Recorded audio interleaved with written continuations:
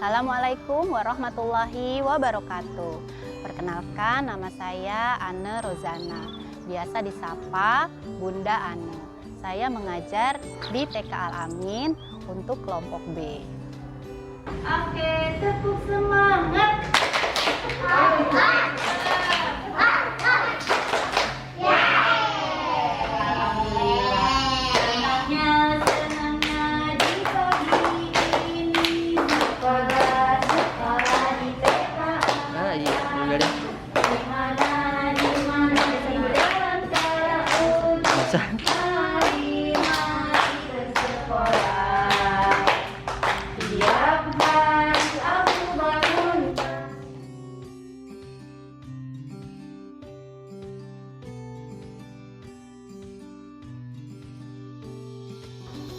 Saya menjadi guru TK sejak tahun 2010. Untuk mengajar di TK Al-Amin sejak tahun 2013. Sendiri sampai jumpa teman-teman lagi. Sampai jumpa bunda-bunda lagi. Alhamdulillah, bunda senang bunda ketemu teman-teman. Sama bunda saja sudah tidak sabar untuk kerja lagi. Ketemu teman-teman lagi setiap hari.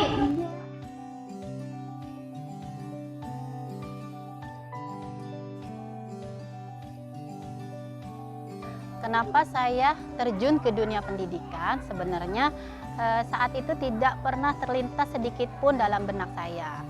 Tentu saja semua ini atas izin Allah. Tapi saat itu kebetulan di mana anak saya yang kedua bersekolah, saat itu kelasnya guru TK-nya sedang mengajukan resign.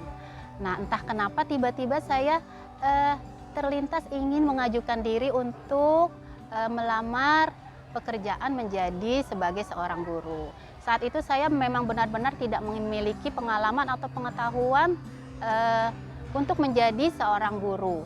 Nah, ketika saya mengajukan, alhamdulillah atas izin Allah, alhamdulillah saya diterima dengan baik untuk mengajar di sekolah tersebut. Nah, kenapa saya memilih untuk menjadi guru TK? Sebenarnya awalnya saya hanya suka dengan anak-anak dan saya suka menyanyi, saya suka menari. Saya tidak memiliki pengetahuan apapun untuk mengajar menjadi seorang guru TK. Yang saya punya adalah pengalaman mengajar saat saya mengajar anak-anak saya di rumah. Nah, setelah saya merasa mantap untuk menjadi seorang guru TK, akhirnya saya memutuskan untuk bersekolah kembali. Setelah saya diskusi dengan suami saya memutuskan untuk mendalami tentang pendidikan anak usia dini, sehingga sampai sekarang saya menjadi guru TK. Teman-teman tenang, fokus mendengarkan, Allah nyaman. Walaupun di belakang, di tengah, di depan. Kalau di depan duduknya tidak baik juga kira-kira enak tidak mendengarkannya nanti? Tidak. Nah,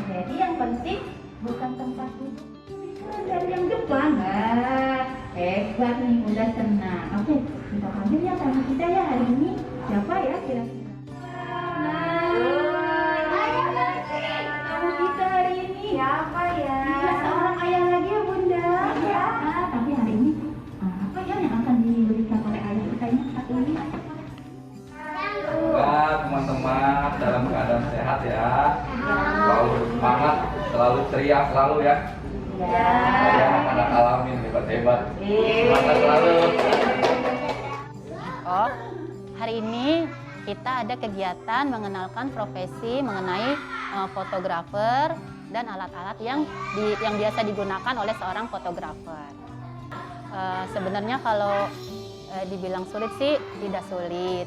Cuma bagaimana cara kita strategi untuk bukan mengamankan, memberi motivasi mereka untuk bisa duduk tertib seperti teman-teman yang lain. Tapi terkadang untuk siswa yang aktif, walaupun dia bergerak, terkadang mereka juga memperhatikan. Jadi kita tetap memberi kesempatan mereka untuk melakukan kegiatan tanpa mengganggu teman-teman atau mungkin narasumber yang sedang menjelaskan. Atau bisa juga sebelum kegiatan teman-teman yang aktif ini kita kasih kesempatan untuk bermain terlebih dahulu di depan. Setelah mereka senang, setelah mereka puas, maka mereka boleh bergabung dengan teman-teman yang lain. Biasanya seperti itu.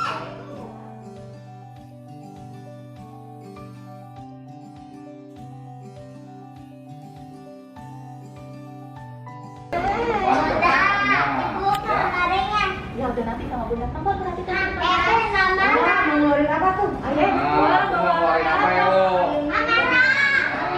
Untuk menangani siswa yang sedang menangis atau sedang merajuk, itu biasanya kita dekati dulu perlahan, kita tanya ada apa, lalu kita beri kesempatan mereka untuk menjelaskan.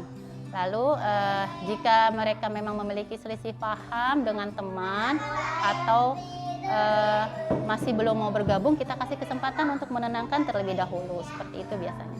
Sampai dia benar-benar siap dan mau bergabung tanpa harus kita paksa.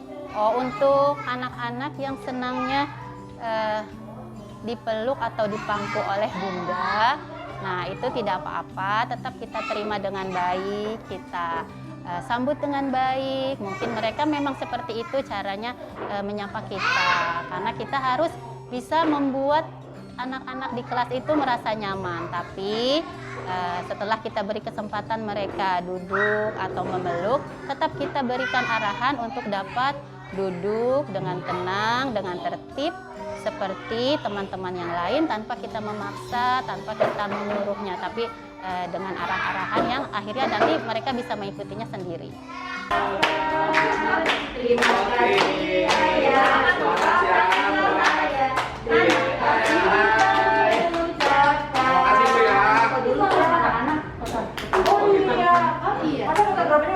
Ya, sekali lagi. Ipas masa mukanya tutupin? Mana langsung. Ayo, 1, 2, 3. Oh ya, satu kali lagi. 1, 2, 3. Oh.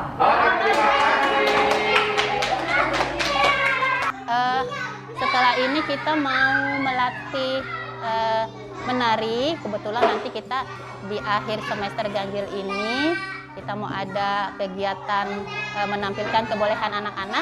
Jadi setelah ini kita akan berlatih menari dan bernyanyi.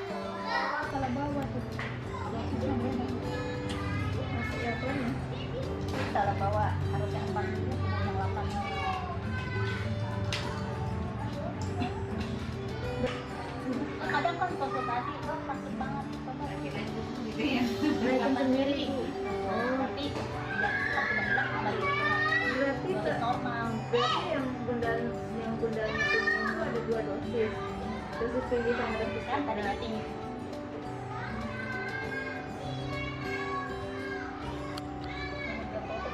Ini mah udah tinggal dikit dong. Soalnya Jumat udah mau balik. Biasanya 12.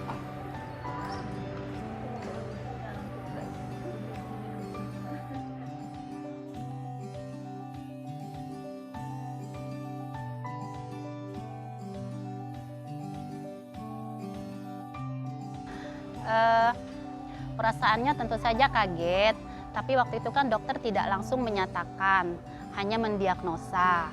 Nah, setelah dokter mendiagnosa itu, saya mencoba mencari berbagai artikel mengenai penyakit autoimun ini, khususnya jenis lupus atau SLE.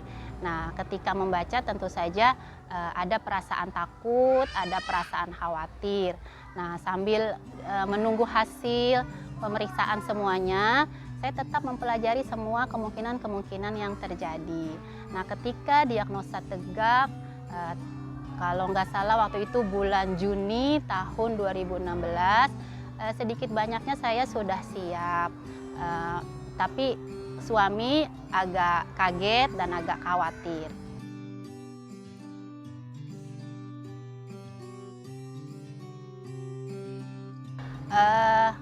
Dukungan suami, anak-anak dan keluarga, orang tua juga saudara, alhamdulillah semuanya mendukung. Walau awalnya sempat kaget dan sangat khawatir karena dari beberapa berita, dari beberapa informasi yang didapat tentang penyakit lupus ini, rata-rata semuanya ceritanya cukup mengkhawatirkan dan menakutkan. Tapi setelah dijalani lambat laun, dapat menerima perlahan, semuanya dapat menerima dengan baik, termasuk saya sendiri.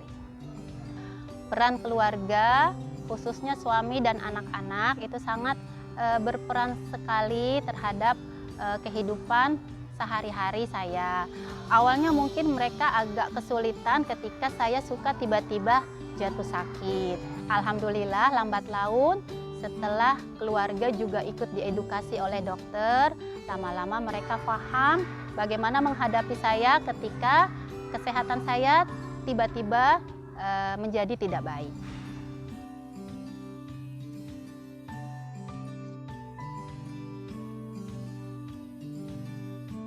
Alhamdulillah, walaupun dengan keterbatasan yang saya miliki, saya berusaha untuk terus semangat melakukan yang terbaik semampu saya.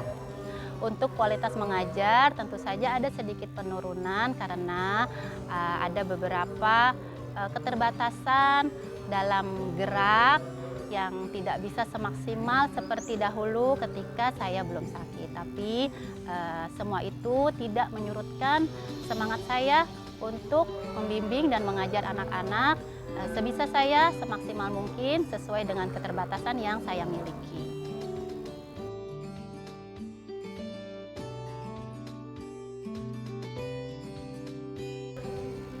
Yang membuat saya terus semangat dengan keterbatasan yang saya miliki, tentu saja kita kembali lagi kepada ketetapan Allah Subhanahu wa Ta'ala. Dan selain itu, kita sesama penyintas autoimun, khususnya jenis lupus ini, kita memiliki wadah di mana kita sesama penyintas ini saling mensupport satu sama lain. Banyak teman-teman selain saya yang juga dapat berprestasi walaupun mereka memiliki keterbatasan seperti yang saya miliki. Nah, ketika saya dapat menghasilkan sesuatu karya atau kreativitas yang dapat bermanfaat, apalagi anak-anak menyukainya dan membangkitkan minat mereka untuk berkegiatan di sekolah, itu menjadi salah satu penyemangat saya untuk terus membuat berbagai macam karya selanjutnya, dan sudah tentu terus belajar, banyak membaca, dan mencoba hal-hal baru yang dapat memperbaiki segala kekurangan saya, tentu saja sesuai dengan kemampuan yang saya miliki.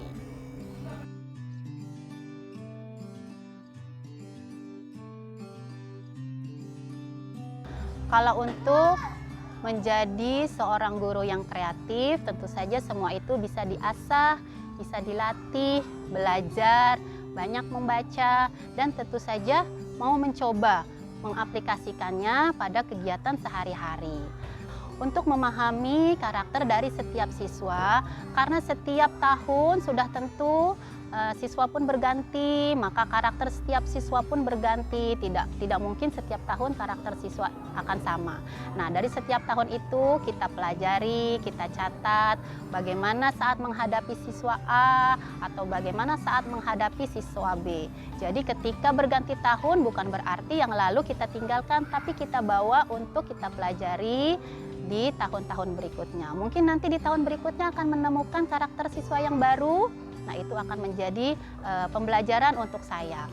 Sebenarnya tidak hanya mereka yang sedang belajar, tapi saya sendiri juga sedang belajar memahami dari karakter mereka masing-masing. Belajar untuk bersabar untuk menghadapi kendala-kendala kecil yang terkadang terjadi saat menghadapi anak-anak yang memang karakter mereka itu adalah karakter yang aktif dan unik. Mahira, Alisa, Sini tanganku. Kirana belakang Mahira. Selang seling nih. Mahira ya, samping Alisa. Ya, Kirana, Adifa, Kairos. Oke, siap ya. Ambil posisi masing-masing. Oke, posisi masing-masing.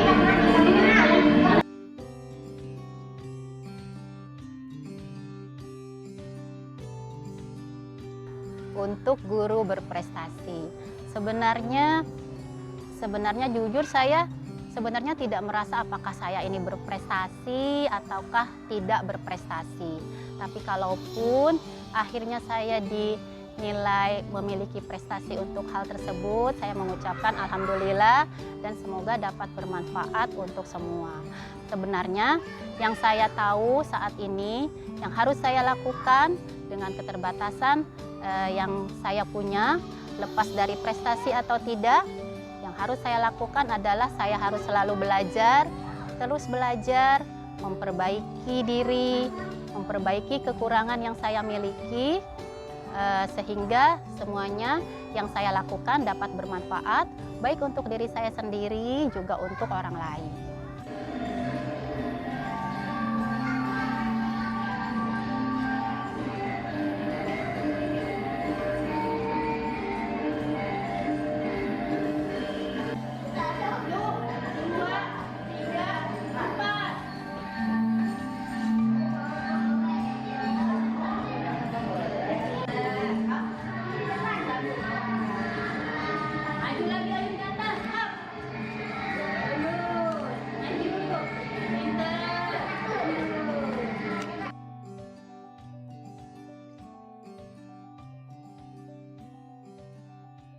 Kalau cerita lucu, alhamdulillah setiap hari selalu ada kejadian-kejadian yang menyenangkan, selalu ada celotehan-celotehan yang membuat kita semua tertawa bersama. Sedangkan untuk hal yang mengharukan, yaitu ketika kami berhasil membentuk anak-anak yang mungkin ketika awal masuk mereka belum baik, maka ketika di akhir tahun pelajaran mereka menjadi lebih baik. Tidak hanya sekedar dalam hal akademik saja, tetapi juga dalam hal sikap dan moral mereka. 1, 2, 3. Ceria lagi. 1, 2, 3. Cheese. Oke, mana satu lagi? Oke, 1, 2. Lagi 1, 2, 3. Sekali lagi gayanya rubah. 1, 2. Iya, keren.